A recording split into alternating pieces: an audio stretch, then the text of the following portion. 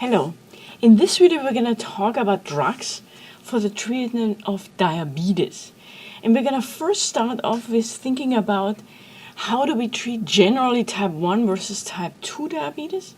Then we're going to discuss how is our body regulating insulin secretion, because that's going to be very important to understand the mechanism of action of different drugs.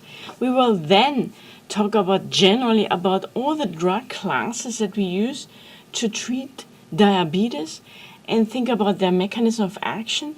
And then we're going to talk about many drug classes. We're going to start with metformin, jump to the TCDs, talk about GLP-1 agonists, and many more. So let's start with talking about patients with type 1 diabetes. So remember, when we're dealing with type 1 diabetes, this involves a destruction, an autoimmune destruction of the pancreatic beta cell. That means our pancreatic beta cell is responsible for making insulin. So if you have a destruction of the pancreatic beta cell, you're not going to make insulin. This means that everyone with type 1 diabetes is going to be treated with insulin, because this is what the patients are lacking. So we need insulin. For adjunct therapies, because we have so good medications nowadays that help lose weight, help with cardiovascular renal risk factors, they may be additionally on other drugs. And this could be GLP-1 agonists or S-GLUT inhibitors, SGLT2 inhibitors. But this is just as adjunctive therapy. So everyone with type 1 diabetes is going to be on insulin. Now, how do we generally treat patients with type 2 diabetes? Type 2 diabetes is very complex, and it involves insulin resistance. There may be a less insulin secretion, and there are many organs involved, which all together leading to hyperglycemia. So very complex.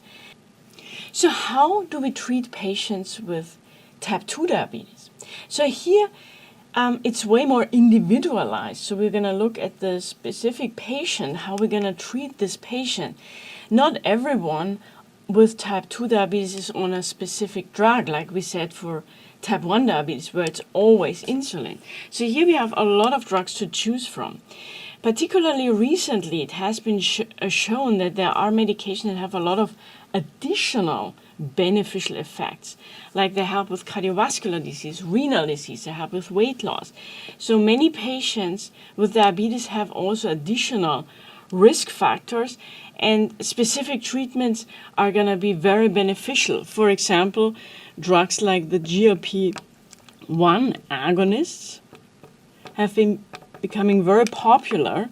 They all end in tide, and these are drugs like semaglutide, also has a glue in its name to remind you it has something to do with glucose. It's a diabetes drug. There are also drugs like the SGLT2 inhibitors, which have many beneficial effects. There are also drugs that have been used for a long time, like metformin, which are very effective drugs, very good with lowering A1C, and very cost effective.